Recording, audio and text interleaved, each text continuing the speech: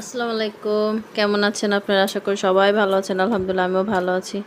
আজকে রান্না করব সিহারির জন্য পাবদা মাছ। চলেন যাই সময় নষ্ট না করে। এখানে আমি ৮ পিস পাবদা মাছ নিয়েছি, একদম বড়ও না একদম ছোটও না, মিডিয়াম সাইজের আর কি। তো এটাকে ভালো করে ধুয়ে নিছি, ওপর দিয়ে যে কালো এটা থাকে সেটাও ভালো করে ঘষে পরিষ্কার করে নিছি। তো এখানে আমি লবণ, হলুদ আর মরিচ দিয়ে মাখাই নিব। আপনারা কাঁচাও রান্না করতেন, আমি হালকা একটু ভাজবো আর কি, নাহলে আমার মেয়ে খাবে না। একদম হালকা না ভাজার মতো আর কি, একটু ভেজে নেব। তো এটাতে ভালো করে একটু মাখাই নিলাম। এদিকে চুলায় আমি কড়াই দিয়ে দিছি, তেলটা গরম হয়ে গেছে, আমি মাছটা দিয়ে দিচ্ছি। আমি চারটা চারটা করে ভেজে নেব।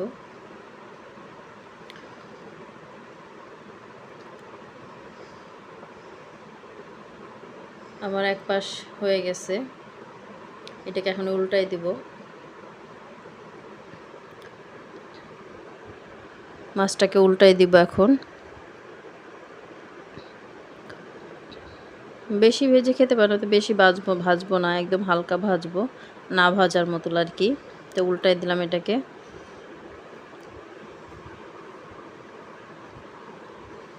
এটাও ভাজা হয়ে গেছে, আমি এখন উঠাই ফেলবো।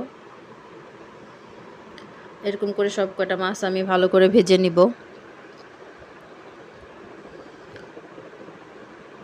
চারটা ভাজা হয়ে গেছে আমার, সব কটা মাছ আমি ভেজে নিছি। তো মাছ ভাজা ওই কড়াইতে যে মাছ ভাজা তেলটা ছিল আমি এই ফ্রাই প্যানে ঢেলে নিলাম।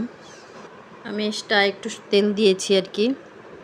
তো এখানে অল্প করে প্রায় একটা পেঁয়াজের মতো কেটে দিয়েছি। আমি একটু ক্যামেরার সামনে হাত দিয়ে দেখলাম, আসলে ভিডিওটা সুন্দর আসতেছিল না কেন। তো পেঁয়াজটা ভাজা হয়ে গেছে, আমি 1 চামচ পেঁয়াজ বাটাও দিলাম এখানে। এটাকে ভালো করে একটু কষায় নেব।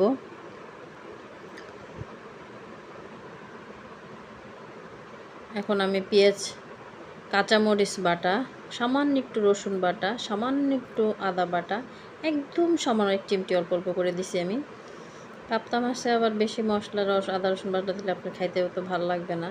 তো একদম না দেওয়ার মতো দিছি। তো এখানে স্বাদ মতো লবণ দিয়ে দিলাম, সাথে মরিচের গুঁড়া 1/2 চামচ দিয়েছি, হলুদটা 1/2 চামচের গুঁড়া দিছি আর কি, 1/2 চামচ গুঁড়া।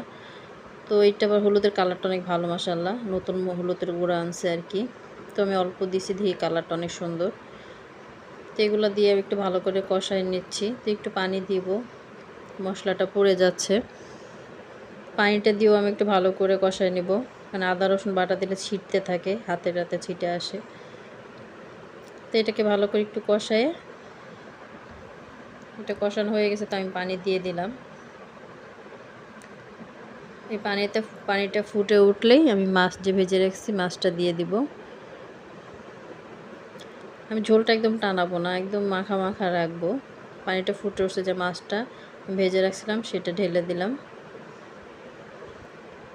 এখানে লেগে গেছে আর কি গরমে, তো এটা একটু ছাড়াই দিতেছি।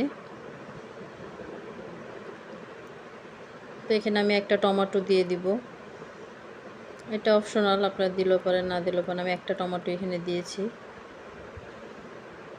এখানে কাঁচা মরিচ আর কি, পাকা আর কাঁচা দুইটা মিক্স মরিচ, 3টা মরিচ দিয়ে দিলাম।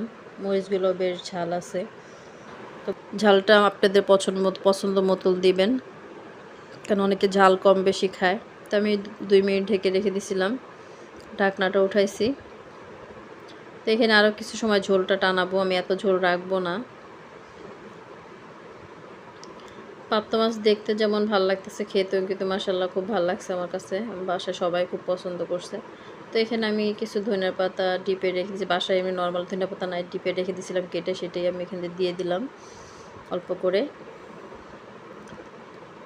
তো আমি অফ ক্যামেরা একটু জিরার গুঁড়াও দিয়ে দিছি, এরকম আমার রেগুলারই হয়, অফ ক্যামেরা অনেক কিছু করে ফেলি, খেয়াল থাকে না। কারণ কাজ করতে আসলে বাচ্চারা ডাকাটাকে চিল্লাচিল্লি করে, আসলে মাথা ঠিক থাকে না তখন। যাই হোক, আমি একটু লবণটাও টেস্ট করলাম, লবণটাও ঠিক আছে মাশাআল্লাহ। এখন আমার এখানে রান্নাটা হয়ে গেছে প্রায়। আমি চুলাটা অফ করে দিয়েছি অলরেডি, কারণ চুলার গরমের তাপে তরকারিটা ফুটতেছে। যদি আমার ভিডিওটা ভালো লাগে প্লিজ লাইক শেয়ার করবেন, সাবস্ক্রাইব করে দিবেন, সাথে থাকবেন আশা করি। আল্লাহ হাফেজ।